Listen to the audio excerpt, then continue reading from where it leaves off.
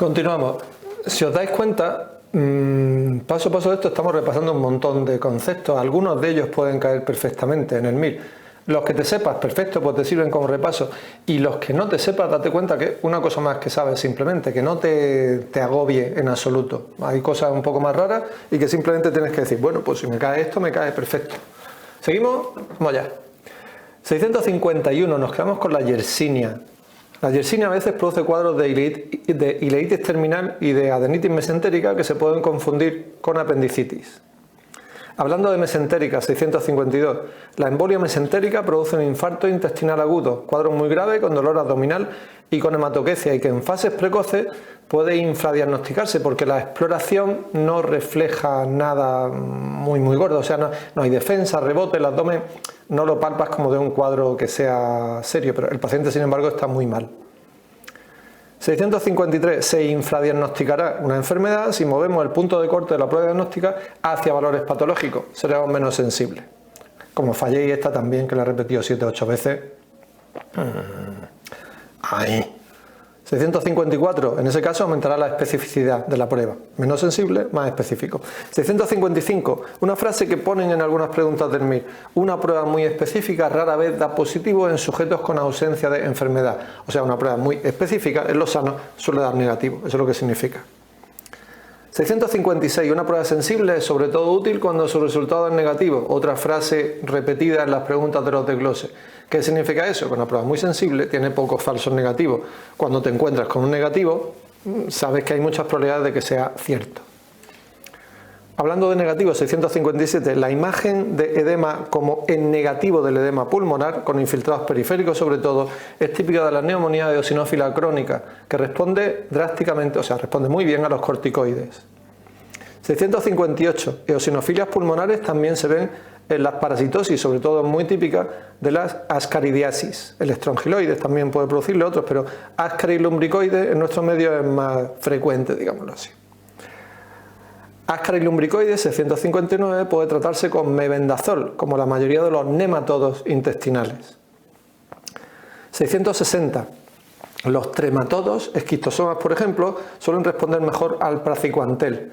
Yo ahí hago como una asociación. Los trematodos se suelen tratar más con praziquantel, los nematodos se suelen tratar más con bendazoles y los cestodos y los nematodos intestinales, perdón, con bendazoles, y los nematodos tisulares, ya la filaria y cosas de esas, se tratan con fármacos más raros, como la dietilcarbamazina, ivermectina, cosas así. 661.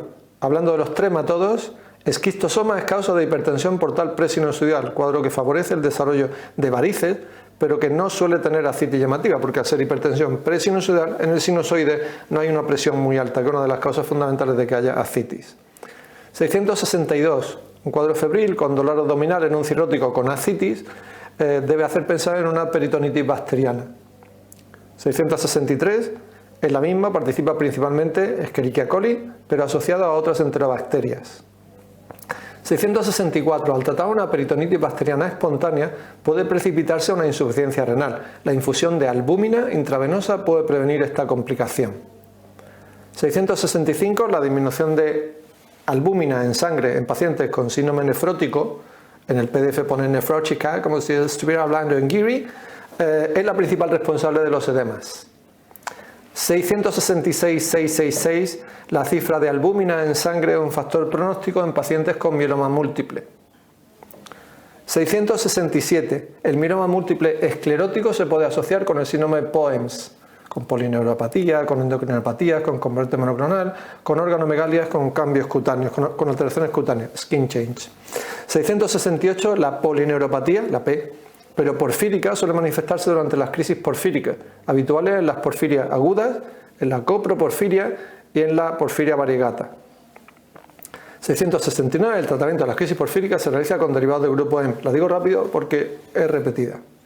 670. Se reduce la producción de grupo M si no hay hierro suficiente para unirse a la protoporfirina. Ya me lo sabía de antes. 671. Vuelvo a la ferropenia, pero ahora para asociarlo con el cáncer de hipofaringe y de esófago en pacientes con síndrome de Plummer-Vinson. 672. La ecoendoscopia es la mejor prueba para valorar la extensión local del cáncer de esófago. 673 en el cáncer de esófago, epidermoide. Un síndrome paraneoplásico es la hipercalcemia, PTH-RP dependiente con hipofosforemia. Hipercalcemia con hipofosforemia porque dependen de un péptido como la PTH. 674. La hipofosforemia puede provocar debilidad muscular y rhabdomiolisis. 675. La rhabdomiolisis también es una posible complicación del tratamiento combinado con estatinas y con fibratos. Hay que tener mucho ojo con ello. 676. En el tratamiento de las hipercolesterolemias familiares se pueden usar inhibidores de la PCSK9 como el evolocumab. 677. Evolocumab incrementa los niveles de ácidos biliares en el colon. Todo un detalle así un poco más tal que no creo que lo pregunten, por supuesto. 678. El aumento de ácidos biliares reduce la litogenicidad de la bilis, o sea, produce que haya menos litiasis, menos piedras. 679. Vámonos a las complicaciones y a las alteraciones de las piedras en las vías biliares. Un cuadro de fiebre muy alta, con escalofrío, dolor en el hipocondrio derecho e ictericia, constituye la tríada de Charcot para la colangitis aguda por colodicolitiasis. 680. Charcot era muy amigo de las tríadas, entonces describió otra tríada para la hipoglucemia. Esta curiosa, que tiene hipoglucemia, que tiene síntomas de hipoglucemia y que con glucosa se te soluciona. Un monstruo para esa descripción. Por ejemplo, esta hipoglucemia se ve en el insulinoma. 681. Hipoglucemia con acidosis y con hiperpotasemia en un niño con pubertad precoz hacen pensar en una hiperplasia suprarrenal por déficit de 21-hidroxilasa. En el MIR, si veis un paciente, un niño, en donde te digan que hay alteraciones de la diferenciación sexual y alguna alteración relacionada con sodio, potasio, tensión arterial, eso es una hiperplasia suprarrenal prácticamente seguro. 682. El déficit de 17-hidroxilasa condiciona un hipermineralcorticismo sin aldosterona. Hay mucha producción de mineralcorticoides, pero en la capa fasciculada y reticular, que no tienen 18 deshidrogenasa para producir aldosterona. Bueno, lo que tenéis que saberos, déficit de 17-hidroxilasa, hipermineralcorticismo sin aldosterona, asociado a déficit glucocorticoideo y de andrógenos suprarrenales, porque si no hay 17-hidroxilasa, no se puede 17-hidroxilar la progesterona ni la pregnenolona. O sea, no se pueden producir andrógenos ni cortisol. 683. La terminación de renina y aldosterona y de sus niveles tras pruebas de supresión, como el suero salino, por ejemplo, es uno de los primeros pasos en el diagnóstico del hiperaldosteronismo. Si es primario, habría una aldosterona alta y una renina baja. 684. El cateterismo selectivo de venas suprarrenales sirve para distinguir ante un tumor suprarrenal si es un incidentaloma, un tumor pequeñito de 2 centímetros en un tío de 62 años, o si se trata de un aldosteronoma, en cuyo caso el cateterismo me diría que hay mucha más aldosterona en la vena suprarrenal del tumor que en la otra. 685. Ante un incidentaloma de un paciente con cáncer de pulmón, será útil hacerle una PAF. Solo en esos casos, porque lo único que te dice la PAF en un incidentaloma es si las células son suprarrenales o no. En un paciente con un cáncer pulmonar, un tumor suprarrenal puede ser una metástasis, con lo cual el pronóstico es chungo, o puede ser simplemente un incidentaloma. O sea que yo pincho eso a ver si el tumor es suprarrenal o son células microcíticas que se han ido para allá. 686. La PAF tiroidea es la prueba más eficiente para evaluar un nódulo tiroideo sólido hipocaptante en la gammagrafía. La eco lo ve sólido, la gammagrafía ve que es frío. Una PAF es la que me dirá más o menos qué tipo de cáncer o de tumor será. 687. Si es un carcinoma papilar, el tratamiento será con tiroidectomía total y ablación de restos tiroideos con radioyodo. 688. El radioyodo es el tratamiento de elección de la tirotoxicosis en personas mayores, mayores de 40 años, que somos todavía muy jóvenes, en pacientes con Grade base 2 o con bocio multinodular tóxico, salvo bocios demasiado grandes o sospecha de cáncer en donde podemos hacer cirugía. Ojo, si el paciente con Grade base 2 tiene una oftalmopatía severa e infiltrativa, el radioyodo tampoco debe darse porque puede empeorarla. 689. El linfoma tiroideo es un linfoma MALT que se ve con más frecuencia en personas con Hashimoto. 690. El linfoma primario de cavidades de células B es una variante del linfoma difuso que se observa más en VIH y asociado con el herpes 8. 691. El herpes 8 también se relaciona con el sarcoma de Kaposi. 692, Kaposi también describió la erupción variceliforme que se observa en niños atópicos infectados por herpes simple. Erupción variceliforme de Kaposi. Es un herpes simple que produce un cuadro como si fuera una varicela.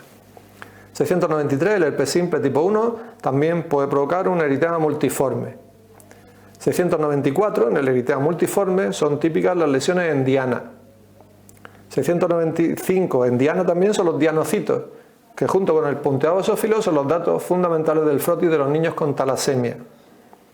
696, una causa importante en muerte de niños con talasemia son las transfusiones repetidas que pueden producir una hemocromatosis con insuficiencia cardíaca y con otras manifestaciones de la hemocromatosis por depósito de hierro en otros niveles. 697, la hemocromatosis a nivel cardíaco puede tener un patrón restrictivo e incluso hipertrófico y también puede darlo dilatado. Este último caso tendría una FEBI reducida. 698, insisto sobre este concepto también, en el tratamiento del fallo cardíaco con FEBI reducida se pueden usar inhibidores de las neprilisinas como el sacubitril asociado a valsartán, ARA2. Valsartán, Melchón y Gaspán son los Reyes Magos a los que pediremos una plaza este año, por favor. Esta no vale, vamos a decir algo más. Los ARA2 cuando se usan como alternativa al OIECA en pacientes con tos pertinaz, por ejemplo. O sea, efectividad tienen similar. Cuando damos uno, cuando damos otro, pues podemos dar cualquiera de ellos. Podemos dar IECA y si le da mucha tos al paciente se lo sustituimos por un sartán. Y 700, que poquito nos queda ya, un paciente con episodios de tos, disnea o sibilancia debe ser estudiado con espirometría y prueba broncodilatadora. Cada vez estamos más cerca.